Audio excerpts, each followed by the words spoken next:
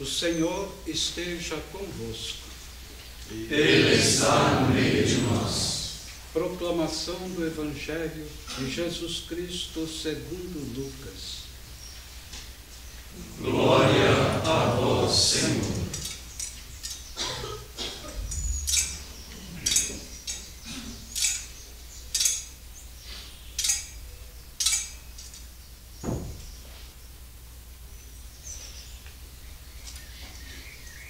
Naquele tempo, Jesus contou esta parábola para alguns que confiavam na sua própria justiça e desprezavam os outros. 2 homens subiram ao templo para rezar. Um era fariseu, o outro cobrador de impostos. O fariseu de pé rezava assim em seu íntimo: Ó Deus, eu te agradeço, porque não sou como os outros homens, ladrões, desonestos, adúlteros, nem como este cobrador de impostos. Eu jejuo 2 vezes por semana e dou o dízimo de toda a minha renda. O cobrador de impostos, porém, ficou à distância e nem se atrevia a levantar os olhos para o céu, mas batia no peito, dizendo: Meu Deus, tende piedade de mim, que sou pecador. Eu vos digo, este último voltou para casa justificado, o outro não. Pois quem se eleva será humilhado, e quem se humilha será elevado.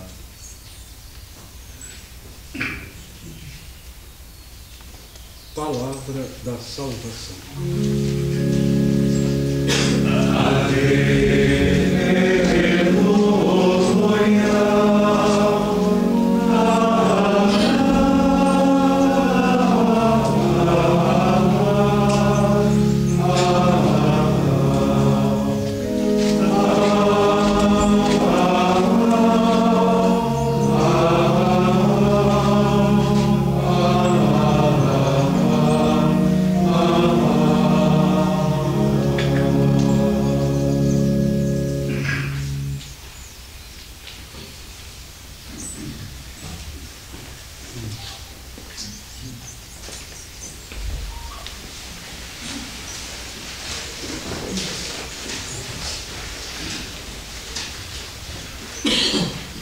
Caros irmãos e irmãs,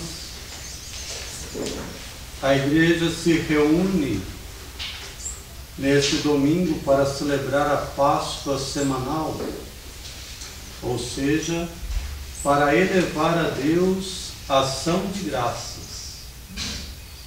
Celebrar a Eucaristia é elevar a Deus a ação de graças. E isso é parte constitutiva da igreja. Na grande oração de ação de graças, ou seja, na oração eucarística, normalmente nós rezamos assim: é justo e necessário, é nosso dever e salvação dar-vos graças. E segue um elenco dos motivos pelos quais nós elevamos a Deus a ação de graças. E esses motivos consistem nas maravilhas que Deus operou a nosso favor. Portanto, a igreja sempre eleva a Deus a ação de graças pelas maravilhas que Deus opera a nosso favor. Aliás, fazer ação de graças significa dizer a Deus aquilo que Ele fez por nós. Ou seja, consiste em fazer memória. Significa colocar diante dos olhos de Deus aquilo que Ele fez por nós. Isso é fazer ação de graças, e a igreja sempre faz isso quando celebra a Eucaristia. No Evangelho de hoje, nós vemos uma ação de graças completamente equivocada. O fariseu, apresentado por Jesus na parábola, ele eleva a Deus a ação de graças, mas não por aquilo que Deus fez por ele. Ele eleva a Deus a ação de graças por aquilo que ele mesmo fez. Por isso que sua ação de graças é equivocada. O fariseu faz ação de graças pelas suas próprias obras, pela sua observância irrepreensível da lei. Na sua oração, ele é o centro. Tudo gira em torno dele mesmo. Não é Deus que ocupa o centro de sua oração e de sua ação de graças. Ele mesmo se coloca no centro. O fariseu, orando em pé, que é a postura habitual de quem faz ação de graças, orar em pé. O fariseu, orando em pé, apenas quer se exaltar diante de Deus. Portanto, ele não busca a Deus. O seu coração não exulta porque busca a Deus, mas exulta porque ele busca-se a si mesmo. Ele não busca a Deus e a sua força, ele busca a si mesmo e a sua própria força. Ele não procura sem cessar a face de Deus, mas busca sem cessar o seu próprio ego, a sua própria glória. Ao invés de buscar a Deus e dar graças a Ele, o fariseu quer exaltar a sua religiosidade irrepreensível, no entanto, externa e vazia. A sua oração consiste, de fato, em jogar confetes sobre a sua própria cabeça, ou seja, sua oração de ação de graças consiste em vangloriar-se. E como nós sabemos, a vanglória é inimiga da discrição.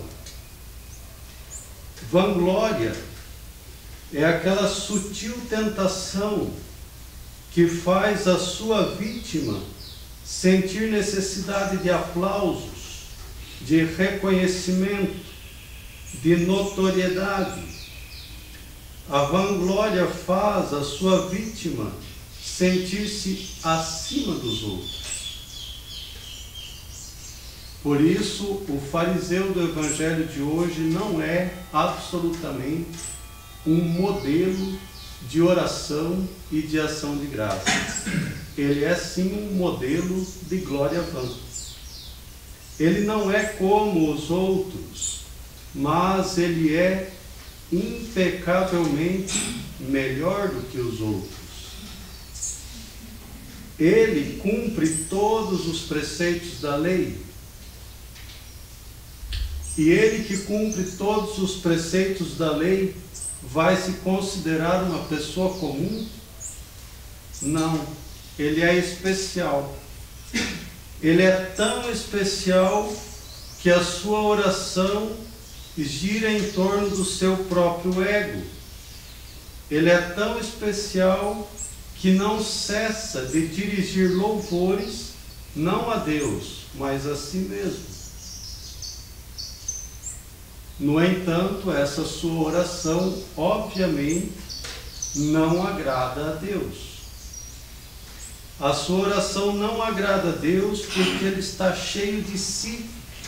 ele está inflado de ego, satisfeito consigo mesmo. É incapaz de enxergar o outro. Aliás, quando vê o outro, é simplesmente para constatar que é inferior a ele. Além disso, sua oração de ação de graças não agrada a Deus, porque, em outras palavras, ele está dizendo a Deus que não precisa dele. Ele é tão bom, tão irrepreensível, que faz tudo por conta própria e, portanto, não necessita de Deus. E essa postura também tem um nome, isso chama-se orgulho. E a oração do orgulhoso absolutamente não agrada a Deus. Pelo contrário, acabamos de escutar na primeira leitura, a prece do humilde atravessa as nuvens. Por outro lado, o cobrador de impostos, que era publicamente reconhecido como pecador, ele, por sua vez, também está centrado em si mesmo. Porém, o cobrador de impostos está centrado em si mesmo de um modo totalmente diferente do fariseu, uma vez que ele não está inflado de ego, mas ele olha para si mesmo e reconhece a sua verdade, reconhece a sua condição de pecador. É importante notar um detalhe no Evangelho de hoje, que os cobradores de impostos, eles eram hostilizados pelos fariseus, eram odiados por eles. Esse cobrador de impostos, que não tem coragem de se aproximar, que se sente indigno, que não levanta os olhos para o céu, ele poderia fazer disso a sua oração. Ele podia fazer a sua oração a partir do modo como ele era tratado pelo fariseu. Porém, ele não está carregado de mágoas, ele não está cheio de rancor e ressentimento pelo modo como ele era tratado pelo piedoso fariseu. A sua oração não está baseada nisso. Mas o cobrador de impostos, ele simplesmente se coloca no último lugar. Volta-se para si mesmo, reconhecendo humildemente a sua verdade. Ele é um pecador assumido. Meu Deus, tem piedade de mim, que sou pecador. E Jesus não está elogiando o cobrador de impostos por sua conduta pecaminosa. Pelo contrário, Jesus está colocando como exemplo e modelo a sua humildade. Jesus não está dizendo, sejam pecadores, que não tem problema. Pelo contrário, está dizendo, sejam humildes, a salvação é dom de Deus. No cântico da humilde serva do Senhor, a Virgem Maria, que nós repetimos todos os dias no ofício de vésperas, o Magnificat, diz assim, que Deus depôs os poderosos dos seus tronos e exaltou os humildes.